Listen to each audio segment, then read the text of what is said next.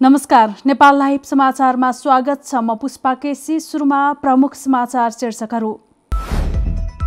आगामी आर्थिक वर्षका लागि 16 खर्ब 47 अर्बको बजेट सार्वजनिक। चालु खर्च 6 खर्ब 78 अर्ब विनियोजन।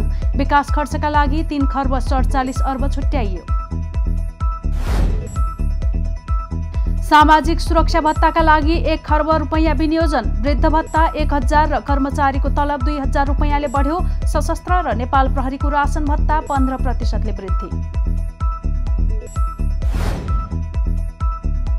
जसपा अध्यक्ष महन्त ठाकुर सहित 4 नेतालाई पुनः स्पष्टीकरण। चित्त बुझ्दो जवाफ नआए निष्कासनको कारवाही हुने चेतावनी। उपेन्द्र यादवलाई पनि 24 घण्टे स्पष्टीकरण।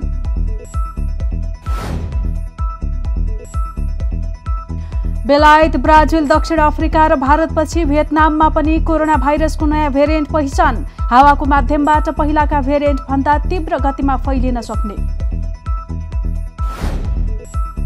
र फिफा विश्वकप र एएफसी एसिया कपको संयुक्त छनौट अन्तर्गत नेपालले आज इराकसँग मैत्रीपूर्ण फुटबल खेल्दै 2 दशकपछि इराकसँग भिड्न लागेको नेपालको जित्ने भन्दा रोक्ने लक्ष्य। अब समाचार विस्तारमा। सरकारले आगामी आर्थिक वर्ष 2078-79 को बजेट प्रस्तुत गरेको छ। अर्थमन्त्री विष्णु पौडेलले सिंहदरबारमा आयोजित एक कार्यक्रममा बजेट प्रस्तुत गरेका हुन्। संवैधानिक व्यवस्था अनुसार जेठ 15 गते संघीय संसदका दुवै सदनको संयुक्त बैठकमा बजेट पेश गर्नुपर्ने भए पनि सरकारले अध्यादेश मार्फत आउँदो वर्षको बजेट ल्याएको हो। सरकारले आगामी आर्थिक वर्षका लागि 16 खर्ब 47 अर्ब रुपैयाँको बजेट ल्याएको छ। सरकारले केन्द्र सरकारको चालु खर्चको लागि 6 खर्ब 78 अर्ब विनियोजन गरेको छ भने विकास खर्चको लागि 3 खर्ब 47 अर्ब विनियोजन गरेको छ। सरकारले बजेट स्रोतको रूपमा आगामी वर्ष 10 खर्ब 24 अर्ब राजस्वबाट उठाउनेछ। यस्तै 63 अर्ब 37 करोड अनुदान आउने अनुमान गरिएको छ। 3 खर्ब 9 अर्ब विदेशी ऋण लिने र 2 खर्ब 50 अर्ब आन्तरिक ऋण लिने जनाएको छ। यस्तै सरकारले आगामी आर्थिक वर्ष 2078-79 का लागि सामान्यीकरण र सशर्त अनुदानतर्फ प्रदेशलाई 93 अर्ब 2 करोड रुपैयाँ र स्थानीय तहलाई 2 खर्ब 6 अर्ब रुपैयाँ बराबर बजेट विनियोजन गरेको छ। आगामी आर्थिक वर्षका लागि सामान्यीकरण अनुदानतर्फ प्रदेशलाई 57 अर्ब 95 करोड र स्थानीय तहलाई 94 अर्ब 56 करोड रुपैयाँ विनियोजन गरिएको हो। सशर्त अनुदानतर्फ प्रदेशलाई 35 अर्ब 87 करोड र स्थानीय तहलाई 1 खर्ब 73 अर्ब 50 करोड रुपैयाँ विनियोजन गरिएको छ। त्यस्तै समपूरक अनुदानतर्फ 12 अर्ब 37 करोड रुपैयाँ र विशेष अनुदानतर्फ 12 अर्ब 46 करोड रुपैयाँ बराबर विनियोजन गरिएको मन्त्री पौडेलले जानकारी दिए। यो रकम प्राथमिक स्रोत र वित्तीय आयोगले निर्धारण गरेको सूत्रका आधारमा निर्धारण गरिएको हो। यसैगरी संसद विकासका कोषको रूपमा रहेको स्थानीय साझेदारी पूर्वाधार कार्यक्रम खारेज भएको छ। सरकारले बजेट मार्फत सांसदहरूले पाउँदै आएको रकम खारेज गरेको हो। प्रधानमन्त्री केपी शर्मा ओलीले कार्तिक 26 र मङ्सिर 3 का लागि तोकिएको निर्वाचन समयमा नै हुने दावी गरेका छन्। गणतन्त्र दिवसको अवसरमा शनिबार जङ्गी अड्डाबाट सम्बोधन गर्दै उनले आवधिक निर्वाचन लोकतन्त्रको आधारभूत पक्ष भएको बताए। प्रधानमन्त्री ओलीले निर्वाचनले जनादेशलाई पुनर्ताजगी गर्न र निर्वाचनपछि बन्ने सरकारलाई सुदृढ बनाउन जनअपेक्षा अनुसार काम गर्न उत्प्रेरित गर्ने बताए। यति बेला चुनाव हुँदैन र गराइँदैन भन्ने भ्रमपूर्ण प्रचार तथा चुनाव स्वतन्त्र र निष्पक्ष हुँदैन भन्ने कुप्रचार दुवै अत्यन्त निराधार भएको ओलीको दावी छ। प्रधानमन्त्री ओलीले जनता बाहेक कुनै पनि तागतले कसैलाई सत्ताको केन्द्रमा पुर्याउने र कसैलाई सत्ताबाट खसाल्ने परिभाषा र अभ्यासलाई लोकतान्त्रिक गणतन्त्रले आत्मसात गर्न नसक्ने बताए। उनले जनता मजबुत हुँदा स्वतः लोकतन्त्र मजबुत हुने प्रत्याभूतिको बाटोमा सरकार रहेको दावी गरेका छन्।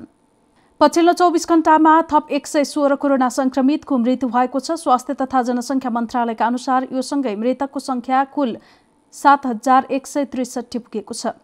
यस्तै पछिल्लो 24 घण्टामा देशभर 4487 जना कोरोना संक्रमित थपिएका छन्। मन्त्रालयका अनुसार 14006 पीसीआर र 746 एन्टिजेन परीक्षणमा 4487 जनामा संक्रमण पुष्टि भएको हो। यससँगै कुल संक्रमितको संख्या 5,53,422 पुगेको छ। हाल देशभर सक्रिय संक्रमितको संख्या 1,15,509 रहेको छ।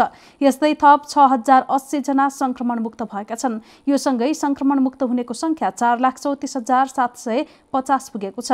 यसैगरी काठमाडौँ उपत्यकामा पछिल्लो 24 घण्टामा 1,180 कोरोना संक्रमित थपिएका छन्। थपिएका मध्ये सबैभन्दा धेरै काठमाडौँका 876, भक्तपुरमा 105 र ललितपुरमा 179 संक्रमित रहेको मन्त्रालयले जानकारी दिएको छ। सरकारले ज्येष्ठ नागरिक सहितलाई प्रदान गर्ने गरिएको सामाजिक सुरक्षा भत्ता बढाएको छ। सरकारले अहिले 3,000 रुपैयाँ रहेको वृद्ध भत्ता 1,000 बढाएर 4,000 रुपैयाँ बनाएको हो। यो सँगै सरकारले सबै शीर्षकमा वितरण हुने सामाजिक सुरक्षा भत्ता 1,000 रुपैयाँका दरले बढाएको छ। सामाजिक सुरक्षा भत्ताका लागि सरकारले 1 खर्ब रुपैयाँ विनियोजन गरेको छ। यस्तै सार्वजनिक विद्यालय तथा क्याम्पसका उच्च माध्यमिक र सोभन्दा माथिल्लो तहमा अध्ययनरत विद्यार्थीलाई वैकल्पिक सिकाइमा सहयोग पुर्याउने उद्देश्यका साथ ल्यापटप किन्न सरकारले कर्जा दिने भएको छ। एक थान ल्यापटप खरिद गर्न 80,000 रुपैयाँसम्म 2 वर्षसम्मका लागि कर्जा दिने भएको हो। यस्तो कर्जाको ब्याज 1% सम्म मात्र हुने अर्थमन्त्री पौडेलले जानकारी दिए। यस्तै 16 वर्षभन्दा माथिका विद्यार्थीलाई एक थान सिम कार्ड समेत निशुल्क उपलब्ध गराइनेछ। यस्तै सरकारले शैक्षिक प्रमाणपत्र धितो राखेर 25 लाखसम्म ऋण दिने भएको छ। यसको ब्याज दर अधिकतम 5% हुनेछ। यस्तो ऋण स्नातक तहभन्दा माथि अध्ययन गर्नका लागि उपलब्ध हुने अर्थमन्त्री पौडेलले बताए। यस्तै सरकारले बाँझो रहेका सरकारी जग्गालाई खेती गर्न निजी क्षेत्रलाई दिने भएको छ। कृषिलाई आधुनिकीकरण गर्न र बाँझो जमिनलाई प्रयोग गर्न यस्तो योजना ल्याइएको उनले बताए। यस्तै नेपाल भ्रमणमा आउने विदेशी पर्यटकलाई 1 महिनाको प्रवेशाज्ञा निशुल्क उपलब्ध गराउने भएको छ। पर्यटन प्रवर्धन र पर्यटन क्षेत्रसँग सम्बन्धित व्यवसायको उत्थानका लागि निजामती कर्मचारीलाई 10 दिनको तलब बराबरको पर्यटन कागज दिने पनि मन्त्री पौडेलले जानकारी दिए। यसैगरी सरकारले कृषकका लागि दिने अनुदान रकम बढाएको छ। अनुदानका लागि 7 अर्ब रुपैयाँ विनियोजन गरिएको छ भने रासायनिक मलमा दिँदै आएको अनुदान रकम पनि बढाइएको छ। अनुदान रकम 12 अर्ब विनियोजन गरेको मन्त्री पौडेलले जानकारी दिएका छन्। यस्तै सरकारले सशस्त्र र नेपाल प्रहरीको राशन भत्ता 15% वृद्धि गरेको छ भने कर्मचारीको तलब 2,000 रुपैयाँले बढाएको छ। यसरी वृद्धि भएको तलब साउन 1 देखि लागू हुने उनले बताए। सरकारले कर्मचारीलाई सहुलियत आवास सुविधा पनि उपलब्ध गराउने घोषणा गरेको छ। अस्पतालका चिकित्सक तथा स्वास्थ्यकर्मीमाथि हातपात र आक्रमण हुने क्रम बढेपछि नेपालगञ्जको भेरी अस्पतालमा सुरक्षा थप बढाइएको छ। अस्पतालमा आजदेखि प्रहरी नायब निरीक्षकको कमान्डमा 2 जना प्रहरी सहायक निरीक्षक सहित 25 जना प्रहरी भेरी अस्पतालमै बस्ने गरी खटाइएको छ। बिहीबार राति दाङका 1 संक्रमितको उपचारका क्रममा मृत्यु भएपछि मृतकका आफन्तले आइसियु कक्षमा खटिएका डाक्टर र नर्समाथि हातपात गरेका थिए। धेरै व्यक्तिले भौतिक आक्रमण गर्दै घाँटी थिच्न आएपछि ड्युटीमा खटिएका चिकित्सक तथा नर्सले टोयलेटको झ्यालबाट हाम फालेर ज्यान जोगाएका थिए। भेरी अस्पतालका मेडिकल सुपरिन्टेन्डेन्ट डाक्टर प्रकाश थापाले शुक्रबार बुटवलबाट नेपालगञ्ज पुगेका नेपाल प्रहरीका डिआइजी सहितको बैठकले अस्पतालमा पूर्ण सुरक्षा दिने र दोषीलाई कारबाही गर्ने प्रतिबद्धता जनाएपछि अस्पतालका सबै सेवा यथावत सञ्चालनमा आएको बताए। उनले भने फेरि पनि यस्ता घटना नदोहोरिउन् भन्नका लागि स्वास्थ्य सुरक्षा ऐन ल्याएर यस्तो कार्य गर्ने दोषीलाई बिना धरौटी छानबिन गर्ने व्यवस्था हुनु जरुरी छ। हाम्रो त्यो माग यथावत छ। उनले आन्दोलनमा उत्रिएका अस्पतालका सबै स्वास्थ्यकर्मी काममा फर्किएको र नयाँ बिरामी भर्ना लिने काम पनि नरोकिएको बताएका छन्। सरकारले कोरोना विरुद्धको खोप खरिद गर्नका लागि 26 अर्ब 75 करोड विनियोजन गरेको छ। अर्थमन्त्री विष्णुप्रसाद पौडेलले आउँदो आर्थिक वर्षको बजेट प्रस्तुत गर्दै खोप खरिद गर्नका लागि 26 अर्ब 75 करोड विनियोजन गरेको जानकारी दिएका हुन्। उनले कोरोना महामारी रोकथाम तथा संक्रमितको उपचारका लागि बजेट अभाव हुन नदिइने पनि दाबी गरे। यस्ता कोभिड-19 संक्रमण रोकथाम नियन्त्रण र उपचारका लागि 37 अर्ब 53 करोड रुपैयाँ विनियोजन गरेको छ। मन्त्री पौडेलले कोरोना संक्रमितको उपचार व्यवस्थापनका लागि जनशक्तिको अभाव हुन नदिन अवकाश प्राप्त तथा इन्टर्नसिपमा रहेका स्वास्थ्यकर्मीलाई समेत तलब र 50% जोखिम भत्ता पाउने गरी 1 वर्षको सेवा करारमा लिएर खटाउने व्यवस्था मिलाइएको जानकारी दिए। कोभिड संक्रमितको उपचारका लागि प्रयोग हुने औषधिको आयातमा कर छुट पनि दिइने भएको छ। कोरोना संक्रमितको उपचारका लागि हाल विभिन्न देशबाट रेमडेसिभिर लगायत औषधि आयात हुँदै आएको छ। यस्तै सरकारले कोभिड प्रभावित व्यवसायीलाई 5% सम्म दिइएको पुनर्कर्जालाई निरन्तरता दिने भएको छ। अक्सिजन उद्योग स्थापना गर्न आवश्यक पर्ने उपकरण आयात गर्दा लाग्ने भन्सार र मूल्य अभिवृद्धि कर पूर्ण रूपमा छुट दिइएको छ। मन्त्री पौडेलले सामुदायिक तथा निजी अस्पतालमा अक्सिजन प्लान्ट जडान गरेमा लागतको 50% पुँजीगत अनुदान समेत दिने पनि बताएका छन्। जनता समाजवादी पार्टीका अध्यक्ष महन्त ठाकुर सहित 4 जना नेतालाई पार्टीको बहुमत पक्षले पुनः स्पष्टीकरण सोधेको छ। यसअघि गत जेठ 11 गते सोधेको स्पष्टीकरणको जवाफ नआएपछि पुनः स्पष्टीकरण सोधिएको हो। स्पष्टीकरण सोधिएका नेताहरूमा महन्त ठाकुर, राजेन्द्र महतो, सर्वेन्द्रनाथ शुक्ल छन्। उनीहरूलाई केपी ओलीको संसद विघटन गर्ने अलोकतान्त्रिक, असंवैधानिक, प्रतिगमनकारी कदमलाई किन साथ दिएको, गुटबन्दीपूर्ण क्रियाकलाप किन गरेको, छुट्टै कार्यालय किन सञ्चालन गरेको, पार्टीको निर्णय बिना राष्ट्रपतिलाई किन पत्र लेखेको, राजेन्द्र महतोलाई किन संसदीय दलको नेता बनेको लगायतका प्रश्नहरूसहित स्पष्टीकरण सोधिएको थियो। तर यो पक्षले स्पष्टीकरण नदिई उल्टै पार्टी अध्यक्ष उपेन्द्र यादवलाई नै स्पष्टीकरण सोधेका थिए। यो पत्रको चित्तबुझ्दो सन्तोषजनक जवाफ नदिई निष्कासन समेतको कारबाही हुने चेतावनी दिएको छ। यसैबीच जसपाभित्रको स्पष्टीकरण युद्ध दोस्रो चरणमा प्रवेश गरेको छ। उपेन्द्र यादव पक्षले ठाकुरसहित 4 नेतालाई स्पष्टीकरण सोधेको केही बेरपछि नै यादवलाई पनि स्पष्टीकरण सोधिएको छ। शनिबार यादव पक्षले ठाकुर पक्षका 4 नेतालाई 24 घण्टे स्पष्टीकरण सोधेको थियो। उनीहरूलाई गत 11 गते पनि स्पष्टीकरण सोधिएको थियो। सोही दिन ठाकुरले पनि यादवलाई स्पष्टीकरण सोधेका थिए। तर दुवै पक्षले स्पष्टीकरण नदिएपछि दोस्रो चरण सुरु भएको हो। हामी नेपाल लाइभ समाचारमा छौं। अब अन्तर्राष्ट्रिय समाचार।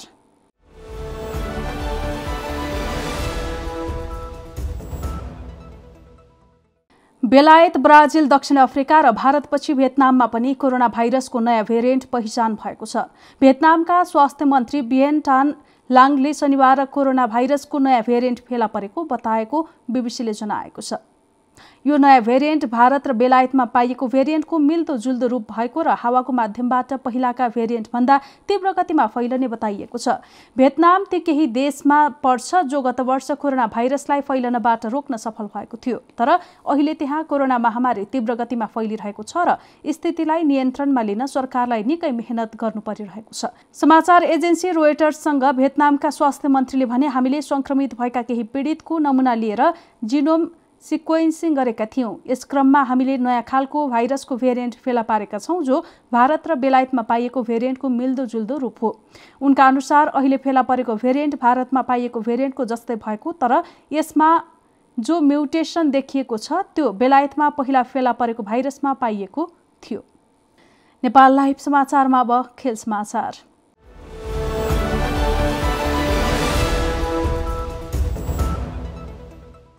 फिफा विश्वकप र एएफसी एसिया कपको संयुक्त छनौट अन्तर्गत कुवेतमा 3 खेल खेल्नु अघि नेपालले आज इराकसँग मैत्रीपूर्ण फुटबल खेल्दैछ। इराकको बसरा स्थित अल फयदा अन्तर्राष्ट्रिय मैदानमा नेपालले घरेलु टिमसँग ठ्याक्कै 2 दशकपछि खेल्न लागेको हो। नेपाल र इराक बीचको खेल नेपाली समय अनुसार शनिबार राति 10:15 बजेबाट सुरु हुनेछ। नेपाल सन् 2002 को फिफा विश्वकप छनौटमा इराकसँग 2 खेल खेलेको थियो। दुवै खेलमा नेपाल पराजित भएको थियो। फिफा वरियतामा नेपालभन्दा इराक 103 स्थानमाथि छ। स्तरका हिसाबले यो निकै ठूलो भिन्नता हो। फिफाले बिहीबार सार्वजनिक गरेको वरियतामा इराक 68औं स्थानमा छ भने नेपाल 171औं स्थानमा छ। इराक विरुद्धको खेल कुवेती प्रो लाइसेन्स प्राप्त नेपाली टिमका प्रशिक्षक अब्दुल्लाह अल मुताइरीको पहिलो खेल हुनेछ। इन्फाले औपचारिक रूपमा उनलाई चैत 22 गते राष्ट्रिय टोलीको मुख्य प्रशिक्षकको जिम्मेवारी दिएको थियो। प्रशिक्षक अल मुताइरीले यो प्रतिस्पर्धा नेपाली टिमका लागि कठिन चुनौती हुने बताएका छन्। नेपाली टिमका लागि इराक एक बलियो प्रतिद्वन्दी मात्र होइन, उसकै भूमिमा खेल्नुपर्ने अवस्था छ। इराकी टिम प्राविधिक रूपमा उत्कृष्ट छ। नेपालले एसिया र अरब क्षेत्रको बलियो टिमसँग खेल्दैछ। खेल अगाडि उनले इराकी फुटबल संघसँग कुरा गर्दै भनेका छन्। यता नेपाली टोलीका कप्तान किरण चेम्जोङले इराकसँगको मैत्रीपूर्ण खेल खेल्नका लागि आफ्नो टोली तयार रहेको बताएका छन्। बिहीबार साँझ इराकी सञ्चार माध्यमसँग कुरा गर्दै किरणले भने, नेपालका लागि यो ठूलो अवसर हो, यसका लागि हामी तयार छौं। इराकसँगको खेलले विश्वकप छनौटमा सहयोग गर्ने बताउँदै किरणले प्राप्त नतिजाले ठूलो अर्थ राख्ने बताएका छन्। नेपाल लाइभ समाचार सकिएको छ। समाचारको अन्त्यमा प्रमुख समाचारका शीर्षकहरू फेरि एकपटक। आगामी आर्थिक वर्षका लागि 16 खर्ब 47 अर्बको बजेट सार्वजनिक। चालु खर्च 6 खर्ब 78 अर्ब विनियोजन। विकास खर्चका लागि 3 खर्ब 47 अर्ब छुट्याइयो। सामाजिक सुरक्षा भत्ताका लागि 1 खर्ब रुपैयाँ विनियोजन। वृद्ध भत्ता 1000 र कर्मचारीको तलब 2000 रुपैयाँले बढ्यो। सशस्त्र र नेपाल प्रहरीको रासन भत्ता 15% ले वृद्धि।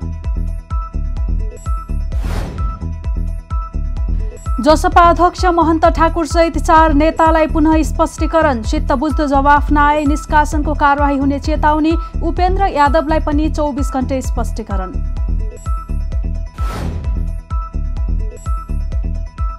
बेलायत, ब्राजिल, दक्षिण अफ्रिका र भारतपछि भियतनाममा पनि कोरोना भाइरसको नयाँ भेरिएन्ट पहिचान। हावाको माध्यमबाट पहिलाका भेरिएन्ट भन्दा तीव्र गतिमा फैलिन सक्ने।